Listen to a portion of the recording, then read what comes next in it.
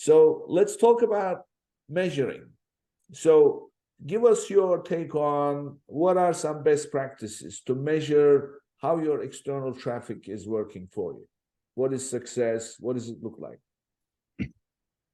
My personal preference is not necessary. And I know a lot of listeners hate hearing this, but it's not necessarily to focus on profitability as much as it is to focus on proving that there is a viable market off Amazon.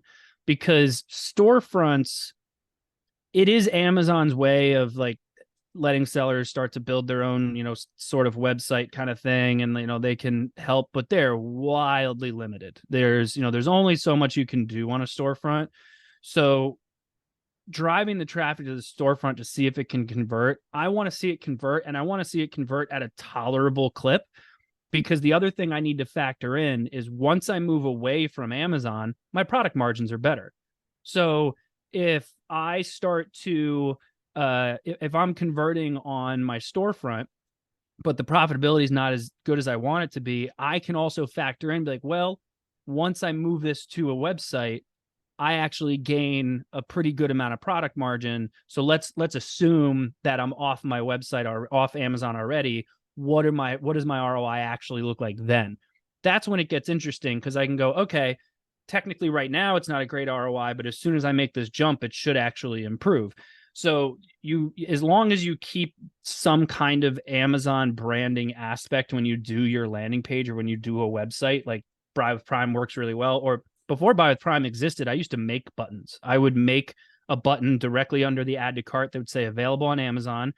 Once Amazon attribution came out, I would use that. But otherwise, I would just let people click and go straight to the listing. And the reason I used to do that is I would watch my wife shop, and she would go to someone's website, see what they had. And if they didn't have a lot of reviews, or she wasn't familiar with the brand, or if she wanted it sooner, she would just go to Amazon to see if it's available. And I go, when you do that, you're going to Amazon, you're pulling up your Amazon app, and you're just searching for this type of product, which now this brand is just surrounded by competitors. So my thought was like, okay, what if I skip over that part and I make your life easier, and we add a button here where you can just go straight to their listing? And when we started to do that, I saw a lot of people would just be like, oh, I'm just going to go straight to Amazon and get it there.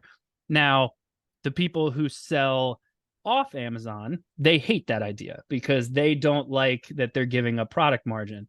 My theory is you take a page out of Amazon and Google's book, which is basically do what is best for the consumer, provide the best experience possible. I like to provide it as an option, provided that I also have the different incentives on my website to keep them on the website. Their first purchase might be on Amazon, and that's because that user was more comfortable doing that.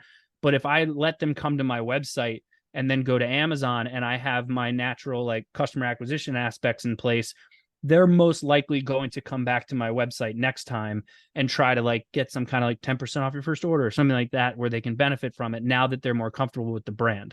So I find it as a nice stepping stone for them. So measuring it is really depends on all the stuff that you put in place. You can obviously track stuff through Amazon attribution. The back end of Amazon storefronts have a lot of different data points you can look at and review those things. It kind of depends on what page on your storefront you're driving it to, and then where are they converting. Like there's different ways that you have to monitor the actual funnel of how people are converting. But to kind of loop that back around, like really what I try to look at is, are we converting at a decent rate? Because then once I move them to my own website, not only are my product margins better, but I have much more control. I can manipulate my landing page to, I can do CRO testing and A/B test copy and imagery and structure and pricing and all that fun stuff, so that I can really try to get to the conversion rate and the profit margin that I want. So when I'm sending them to Amazon in a storefront, it's really more to just to prove that the off Amazon market is viable, as opposed to just trying to be profitable right off the bat, because it's very rare that that happens. Yeah. Okay. So what you are really, what I heard you again is something I haven't heard this perspective before. And I like the perspective very much. What you are saying is take a look at how much you spent in driving external traffic to your Amazon storefront or listing as a percentage of your total sales? Yeah. Let's say it's X%. Then you already know how much you pay Amazon, the 15% Amazon commission plus the FBA, whatever percentage it adds up to, blah, blah, blah. And look at that picture. And then imagine Amazon is not there. That's what you are monitoring all the time. Pretty right? much, yeah. As soon as that picture looks attractive, now you can simply switch from driving traffic to Amazon to driving into your website. And on the website, you can still do buy with Prime. That means that you just do the fulfillment through Amazon. You just don't pay the 15% commission, right? Yeah. And look, there's a lot of nuances into it, because the other thing to think about is like, all right, well, once we're also basing this off of sending them to a storefront or to a listing, then your next thing you want to do is your landing page. You can add in a little extra, kind of bells and whistles here. But once you move into your own website, you can upsell to other products you have. You can cross-sell with additional products. You can have, maybe you have a subscription program, and now you're looking at LTV of clients or of customers. So like it can vary drastically, and it kind of comes down to each individual business and every business owner on what their goals are. But if you can get it to a point where you're even close to like let's just even say worst case scenario, you're at a break even once you're off Amazon, to me, that's great, because you're only going to improve. The more reviews you get off Amazon, the more social media presence you have, the larger your email list, your conversion rate will improve and improve and improve over time, especially if you're doing some CRO work.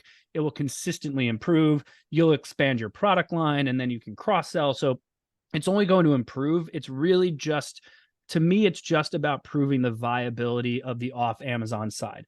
Now, I'll also flip it. We work with some people that have no desire to go off Amazon at all, but they want to do everything and anything they can for their Amazon business, which also includes doing off Amazon stuff.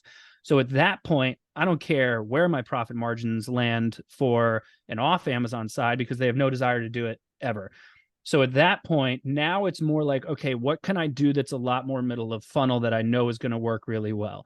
So sometimes with like social media ads, you can do some different things where you can do like, let's say you have a product video that's really interesting, but you know that if you drive a ton of traffic to Amazon with that video, it's just going to get a lot of clicks. It's not going to do well.